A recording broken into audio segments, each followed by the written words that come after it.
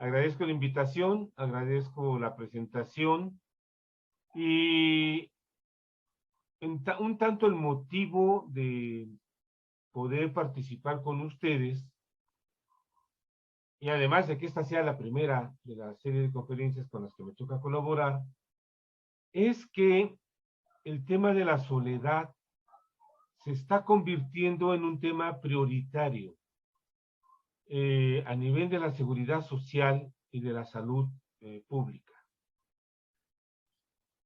Como lo vamos a ver, en diferentes partes del mundo ya hay sus respectivos ministerios o secretarías de la soledad.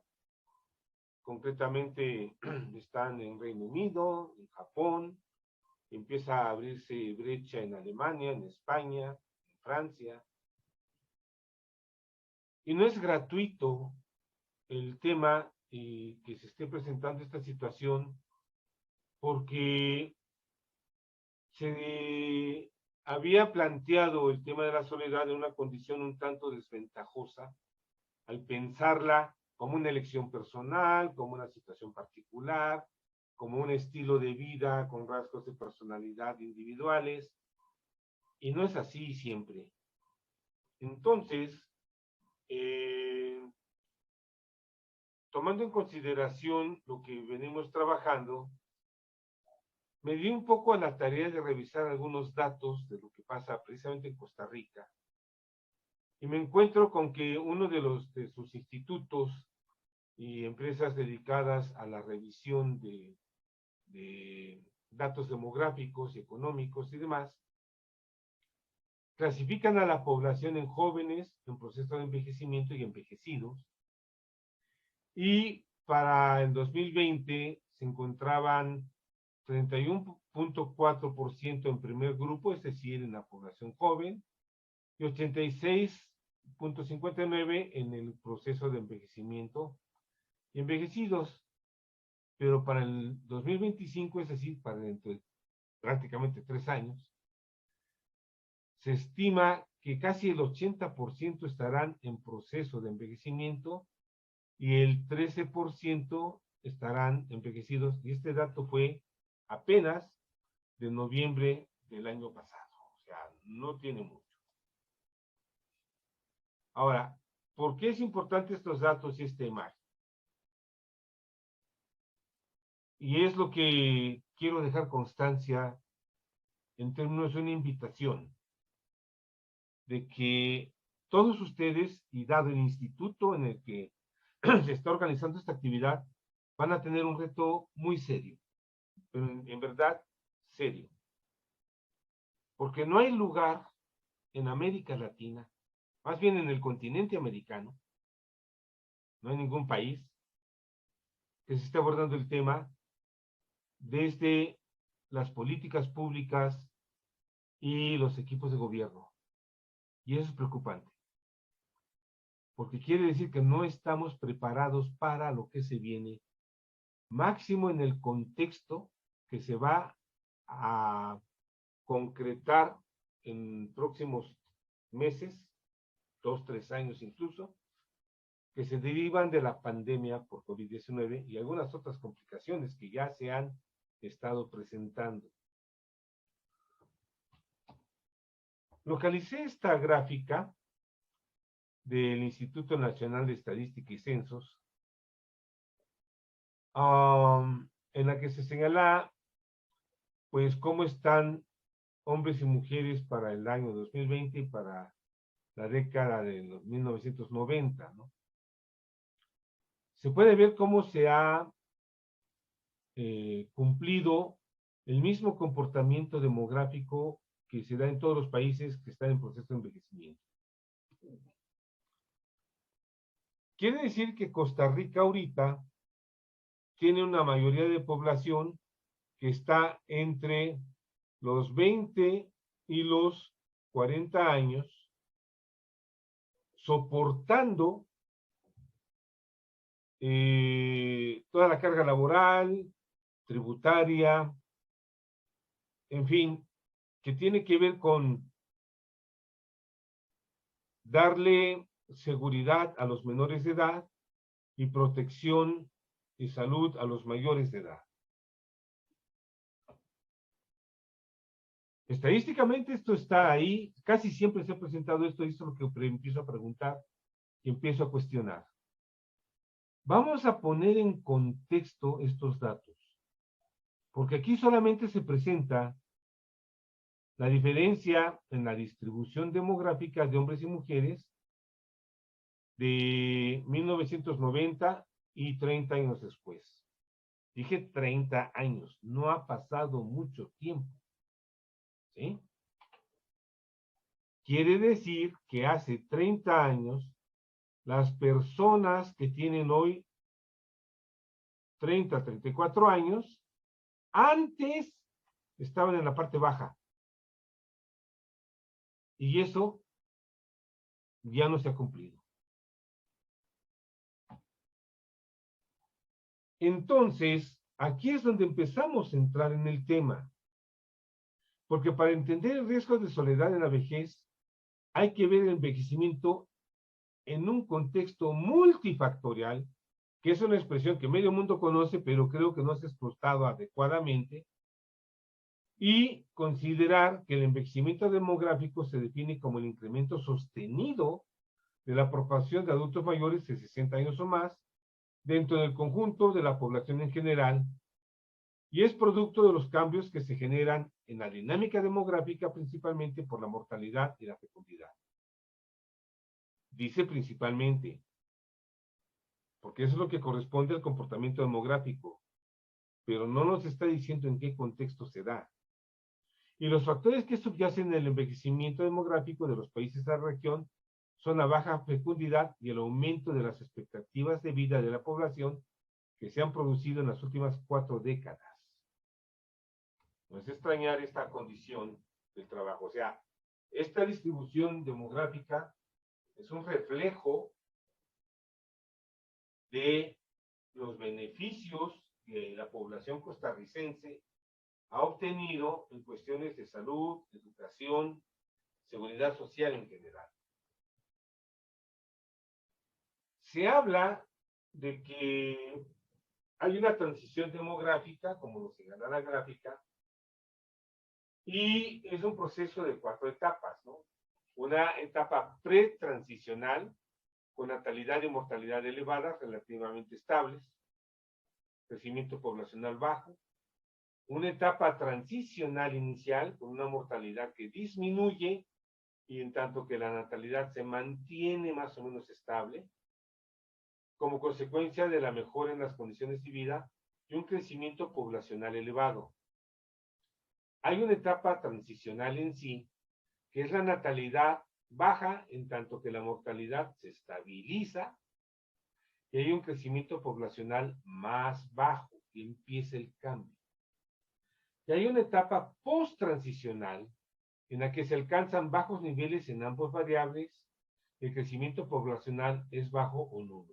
Bueno, esto es conceptualmente lo que se señala en cuanto a las etapas de cambio. Lo que no nos está diciendo es en qué contexto se da. Vuelvo a insistir en el contexto. También se empieza a trabajar el reconocimiento de 3 tipos de envejecimiento. El exitoso, en el que se presentan solo los cambios inherentes a la edad. El usual, en el que además se manifiesta alguna enfermedad crónica. Medio mundo llega a envejecer con algún padecimiento. Y el envejecimiento con fragilidad, que padecen personas mayores, débiles e enfermizas. Por allá, por el 98, unos autores empezaron a hablar de un componente que consta la conformación del envejecimiento, la que llamaron envejecimiento exitoso.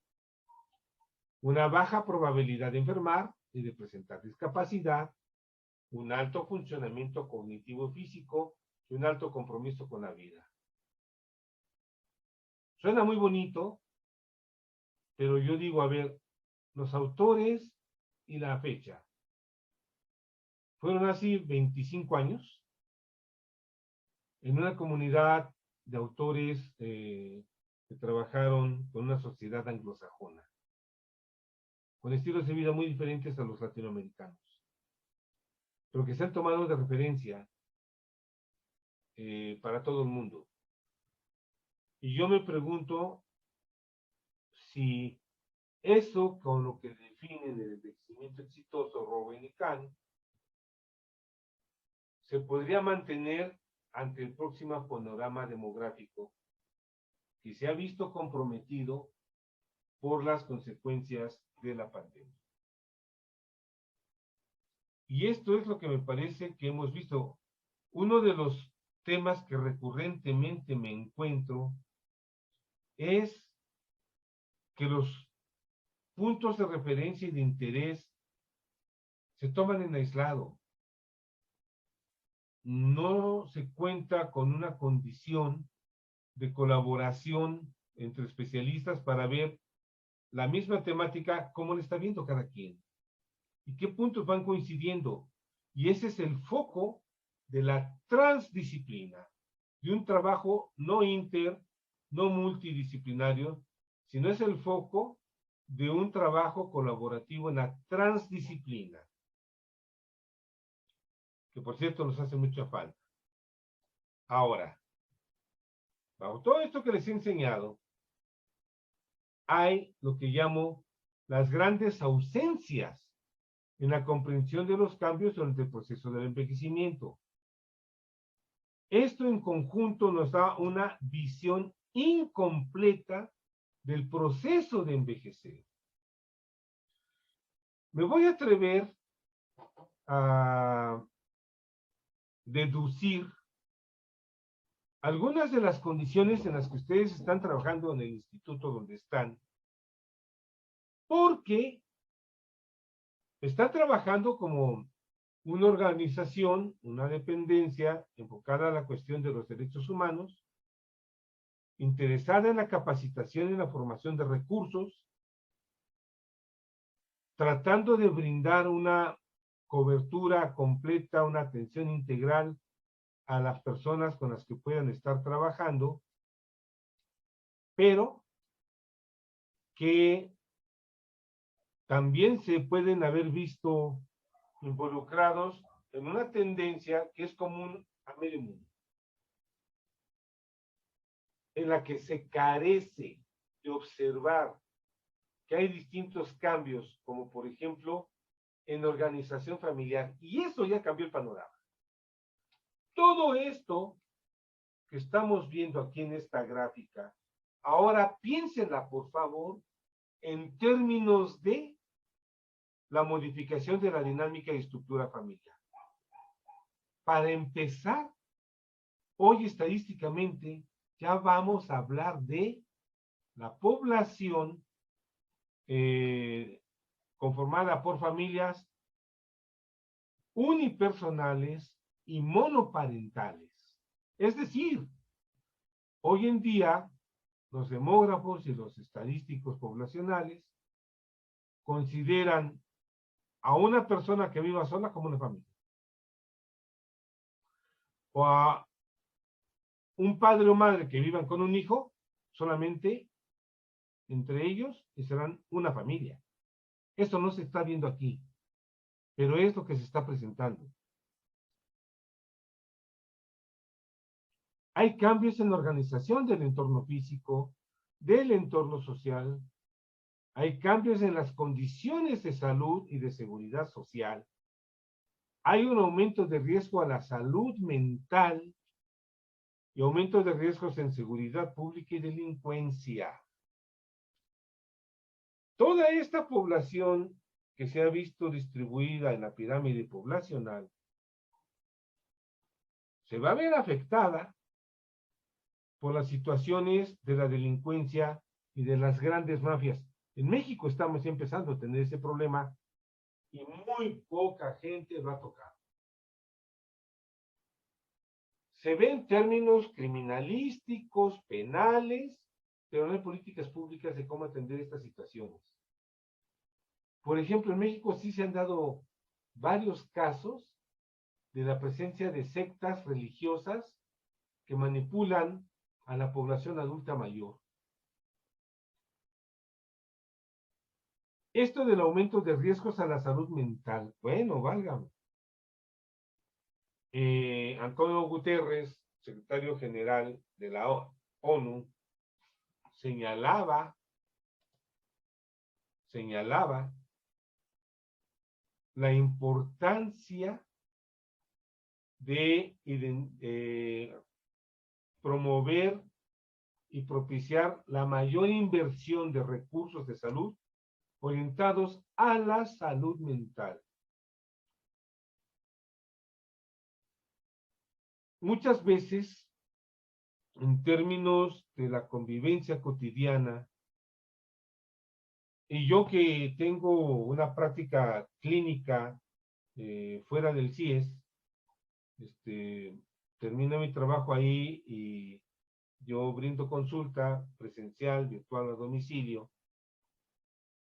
Es inevitable que nos encontremos casos de personas que se sienten tristes, deprimidas, ansiosas, con muchos miedos, pero cuando exploramos qué pasa, resulta que no son de ellos. Es una atmósfera que comparten en su colonia, en su relación vecinal. La gente no está del todo a gusto con lo que ha sucedido y tienen muchas formas de comportamiento evasivo que nadie ve, nadie ubica de qué se trata. Entonces, estos cambios que señalaba ahorita, como lo decía, nos dan una visión incompleta del proceso de envejecer. Se toma en cuenta lo que decíamos hace un momento, la natalidad y la mortalidad y las condiciones de salud. Bueno, órale, va bien, pero no es lo único. Hay algo que va modificando y comprometiendo el proceso que se da en el envejecimiento. Y entonces, esto nos lleva al reconocimiento de la presencia de riesgo de soledad. La experiencia humana en el curso de vida, al encuentro de las evidencias de la soledad, los determinantes sociales de alteraciones del comportamiento de la vida cotidiana por soledad, duelo y violencia, nuevos entornos ante la COVID-19, eso cambió totalmente. La soledad en diversos entornos como monótono, pasivo, hostil, inestable, saturado y muchas otras variantes. La minimización de la convivencia social. Y aquí hay una idea que por eso acepté participar con ustedes, porque estoy utilizando una forma de neologismo, de desocialización, dejar de socializar.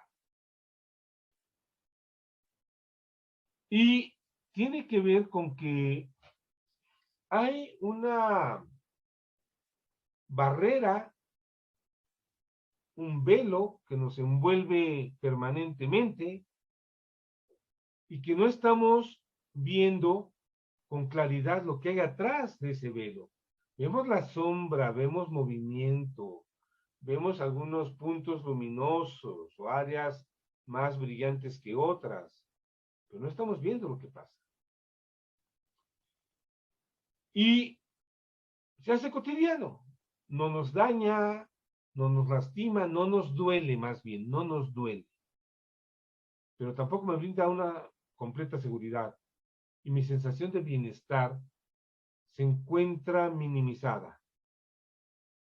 Y en esta condición también se minimiza la forma de la convivencia social. La soledad no siempre es una elección personal ni está determinada por rasgos de personalidad. Y eso hay que entenderlo. Por mi trabajo, yo soy psicólogo, tengo mucha formación clínica, tengo formación en psicoterapia y coordinación de grupos, y me enfrento con algo. Tengo que cuestionar permanentemente muchas de las cosas con las que nos encontramos. Y créanme que es muy incómodo, porque no puedo aceptar lo que la gente asume como algo natural y real y cotidiano, porque todo el mundo lo comparte. No puedo quedarme con esa primera impresión, porque ahí está la pantalla que les señalaba hace un momento, ¿no? Esta cobertura que nos envuelve. Y digo, no, hay algo que no estamos viendo y nos está poniendo en riesgo, tanto en forma individual como en forma colectiva. Y no digo que cambiemos todo, no se pueda poder, pero lo que sí digo es que no es lo mismo llegar a esta condición y que tiene que ver mucho con el envejecimiento, que nos enfrenta a una posibilidad de soledad, en términos de llegar por elección, por imposición o por circunstancia. No es igual, no se puede ver así. Lo que sí podríamos hacer es identificar qué es lo que nos va a dar el soporte para encontrarnos ahí.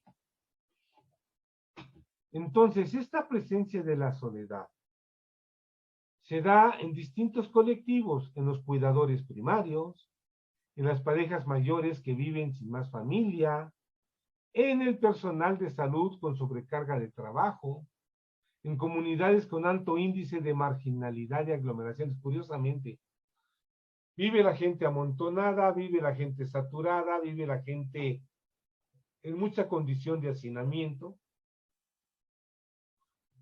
y no dejan de sentirse en soledad. Se da en las personas con discapacidad y dependencia, en las familias con problemas de adicciones en sus integrantes. Eso me ha impresionado mucho, ¿no? O sea, de repente cuando exploro con los jóvenes, ¿qué pasó? Pues nadie me hacía caso, a nadie le importaba, quería hablar con alguien y nadie me escuchaba. Y a veces podrían ser problemas insignificantes para uno como adulto, pero para los jóvenes no. En personal de cuerpos de seguridad, en personas expuestas a ambientes inestables y en muchos otros. Para entender en buena medida de esto, se tienen los determinantes sociales y se tienen los determinantes sociales y voy a mencionar algo. Propongo una categoría que llamo determinantes sociales inmediatos. Es un conjunto de condiciones o eventos que se presentan cotidianamente en el entorno limítrofe en el que vive la persona. Es un inmediato. Ahí hay una dinámica de convivencia, hay ritmos, pautas, hay una forma de movilidad diaria, redes de apoyo social inmediatas, los vecinos, la persona de la tienda, acá en México que tenemos lo que llamamos tortillerías, changarros, ¿no? Son pequeñas tiendas, pequeños comercios, se forman una red de comunicación y de apoyo. Están los recursos y herramientas accesibles para la vida cotidiana, como el transporte, los alimentos, el estudio, el tiempo libre, hábitos, ¿no?, cotidianos, ¿no? Y está la estructura, tipo y dinámica familiar en que vive la persona. Y eso no está considerado dentro de todo el ámbito demográfico que estábamos viendo. Si queremos entender el contexto en que se da el envejecimiento y cuál es la razón de la importancia de prevenir la soledad, tenemos que tomar en cuenta esto, la estructura, tipo y dinámica familiar. Y también están los determinantes sociales particulares, que incorpora a los no productivos, a la desprotección de los desvalidos, la violencia, la migración, etcétera, y los determinantes sociales universales, que incluyen pues la globalización que nos envuelve, las condiciones económicas, servicios de salud y muchas otras cosas más. Dentro de esta posibilidad de determinantes sociales y el curso de vida, hay un punto que contiene dentro del curso de vida los conceptos de trayectoria, transición y puntos de inflexión. Y ahí está una de las claves más importantes a tomar en cuenta. Este enfoque de curso de vida se le aborda principalmente como una secuencia según la edad, roles y eventos definidos socialmente, establecidos sobre el tiempo de un espacio histórico. Hay puntos de inflexión que son los puntos con los que cambia la vida, y aquí les pediría que pongan mucha atención. En el nuevo diplomado que estamos viendo, me pregunta un participante, un diplomado sobre salud mental. Dice, doctor, tengo 3 temas que me interesaría abordar. Uno es probar un instrumento de evaluación de medicina social, de salud, a nivel social. Es un cuestionario, quiere reformular las preguntas y darle un formato consistente. Otro es valorar los indicadores de un programa que se da en el servicio en el que trabaja, pero hay uno que le propuse que fuera el que tomara, porque es el de una mujer. Y aquí les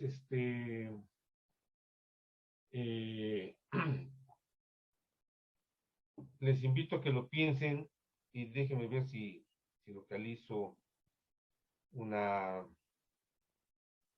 tema importante, porque es una mujer abogada que vive sola, tuvo COVID, se recupera, pero le quedan secuelas en los pulmones y desarrolla cáncer. Entonces se tiene la pregunta de cómo va a terminar.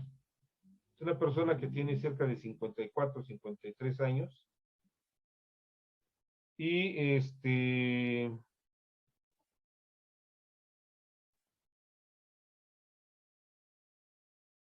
la cuestión es que vive sola en una condición ya muy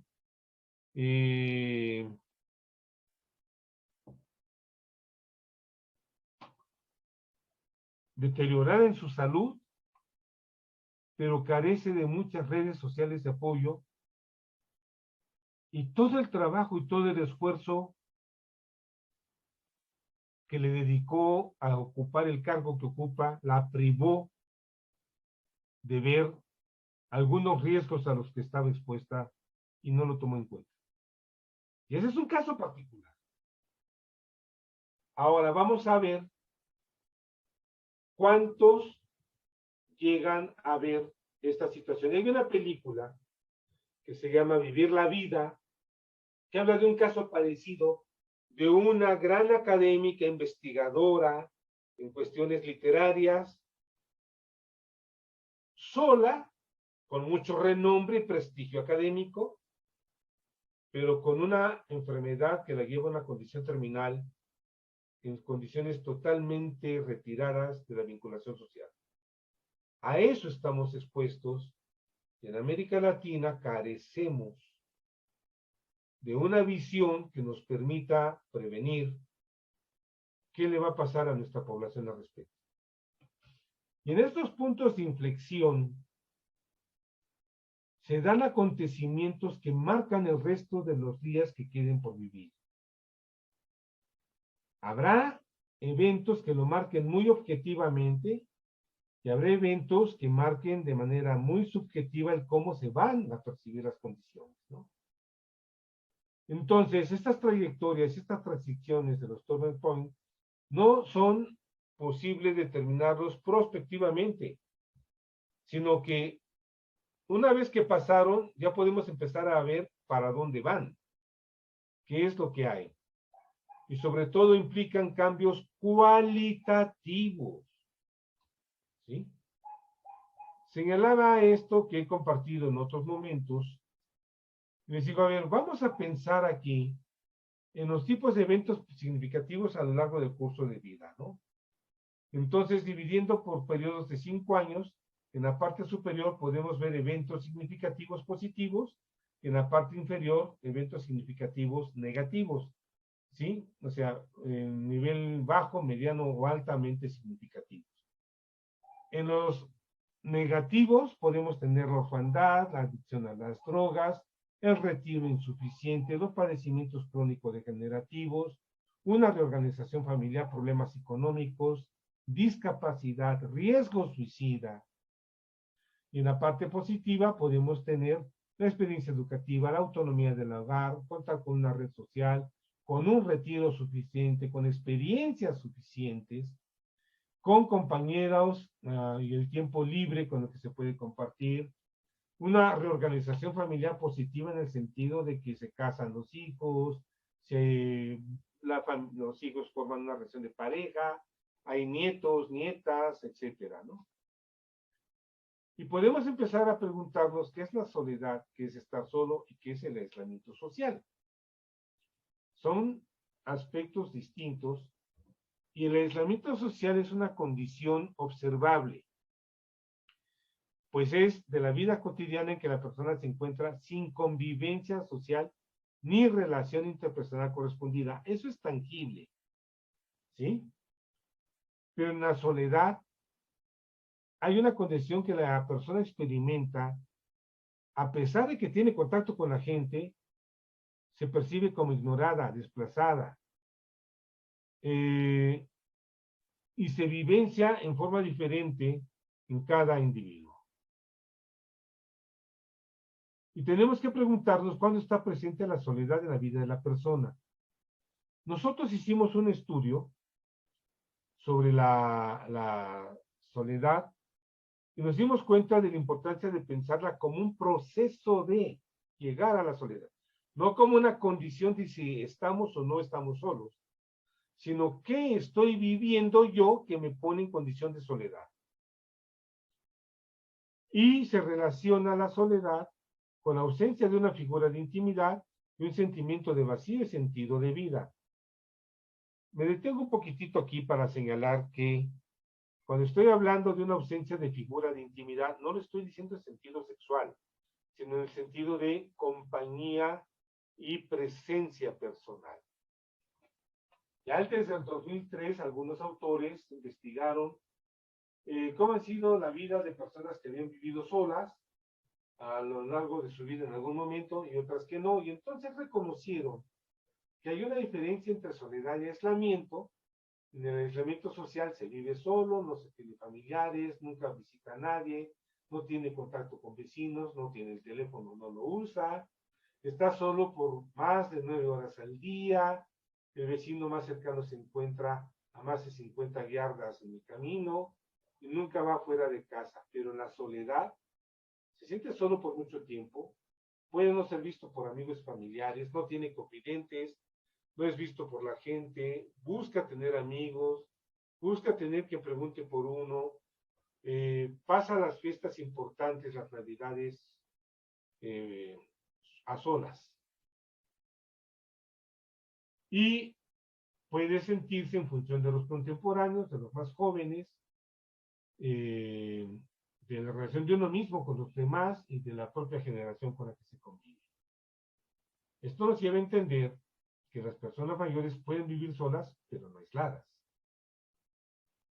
Y entonces vemos que los hombres viudos, las mujeres casadas migrantes retirados, muy ancianos, y las personas con pobre salud y jóvenes distanciados de la familia pueden percibir soledad, pero el aislamiento social se da más en los hombres que nunca se casaron, que aquellos que viven solos, aquellos con pobre salud y personas sin convivencia intergeneracional. Además, sí, efectivamente, hay factores protectores contra la soledad. La estabilidad de los diferentes factores en el tiempo, el aislamiento social puede estar asociado a la soledad, pero no siempre es la causa de ella, en fin, ¿no?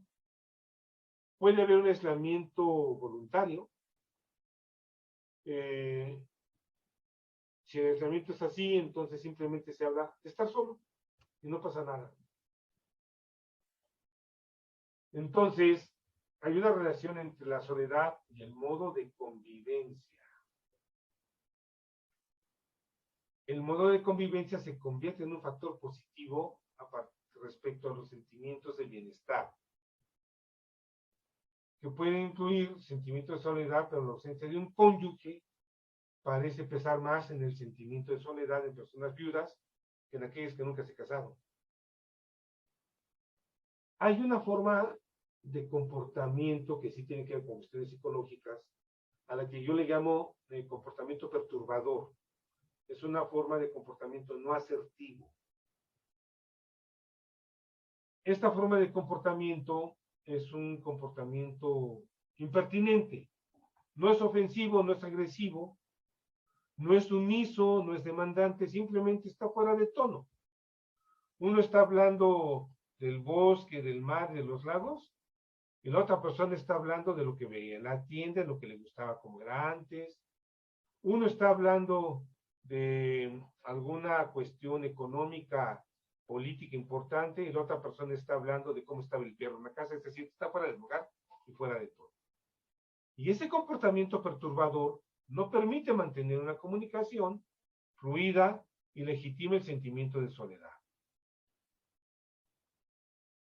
También tiene que ver con las relaciones personales, falta de interés por las noticias, menor interés por los problemas que afectan a otros, la persona se encierra en sí misma, no comparten espacios comunes como iglesias, jardines o plazas. Y hay condiciones, implicaciones de la soledad que tienen, por ejemplo, condiciones de vivir en soledad. Se puede estar viviendo en una familia con posibilidades de cambios drásticos que implican separaciones. Esto tiene implicaciones personales. Si esos cambios no se subsanan, se tiene el riesgo de terminar en soledad, pero también lo tiene a nivel comunitario.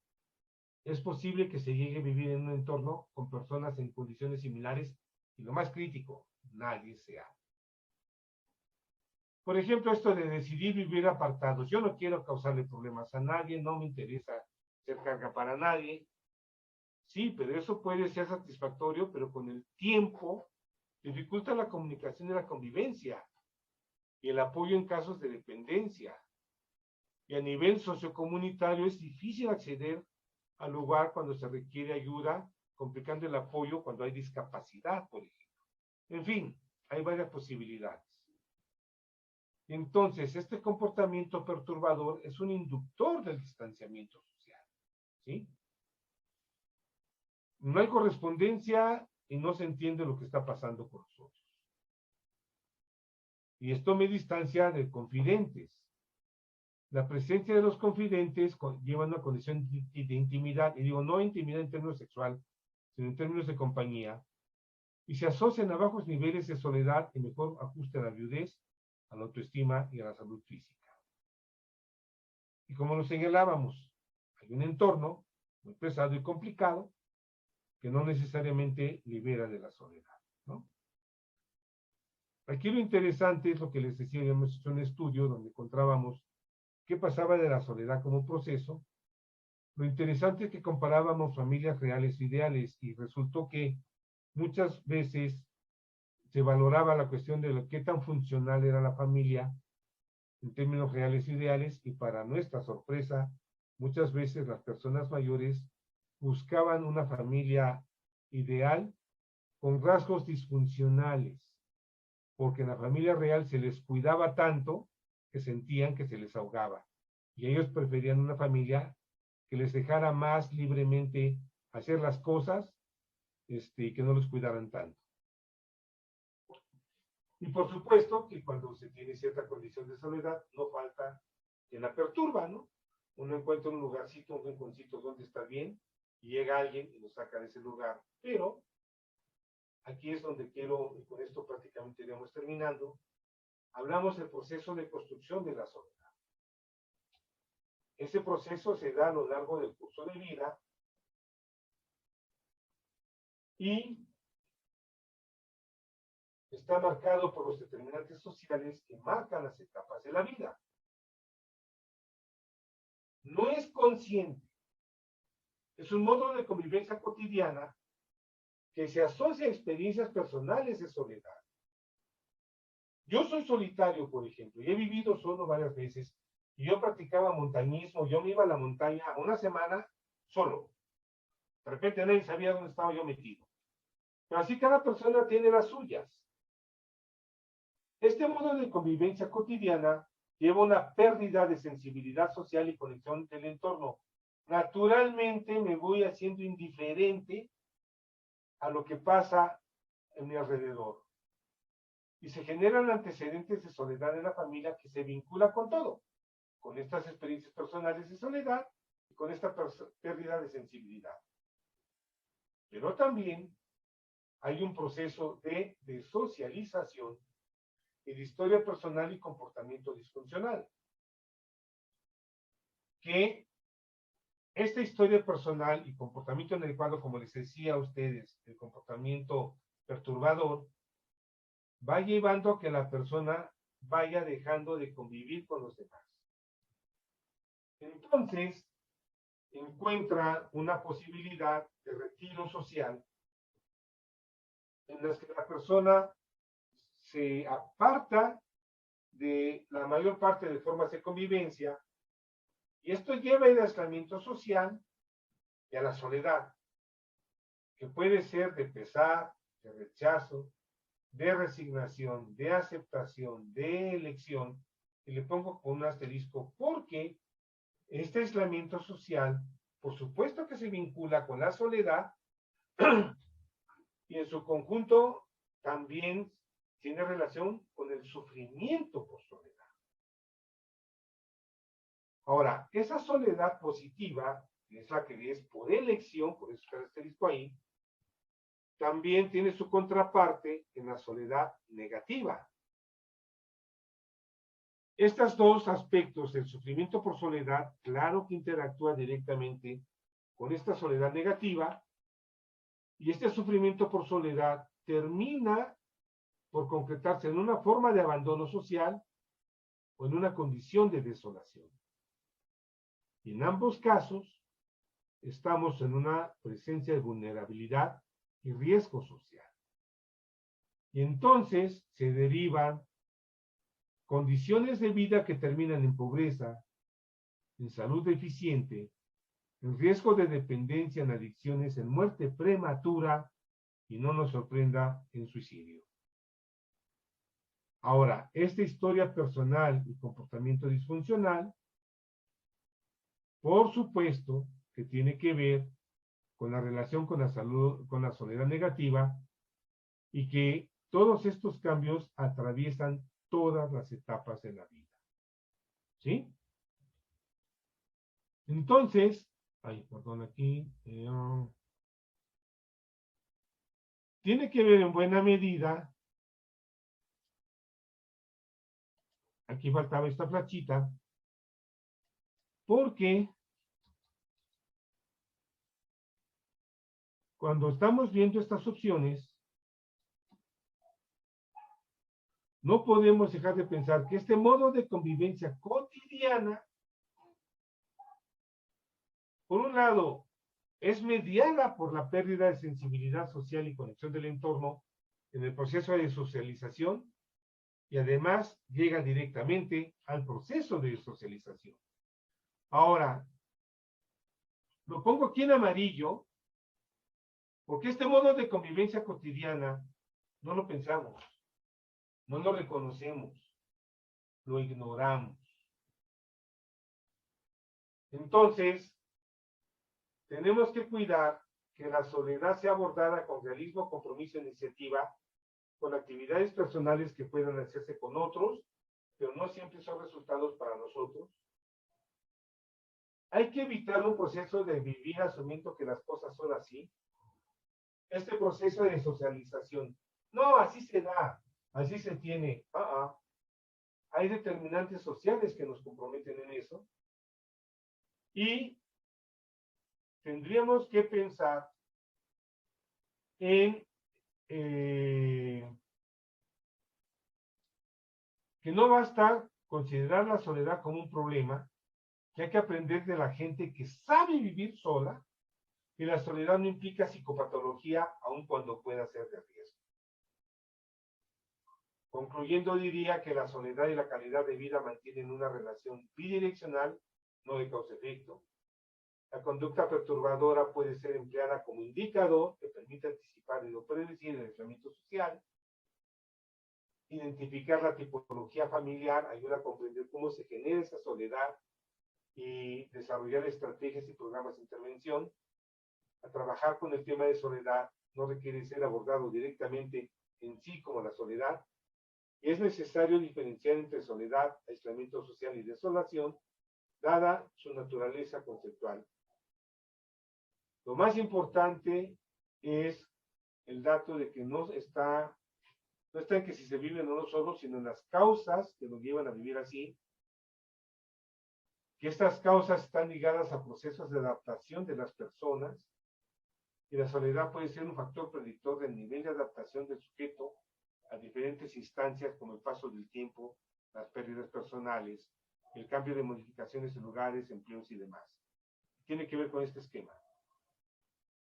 Todo está interactuando. ¿Qué fue lo que está pasando?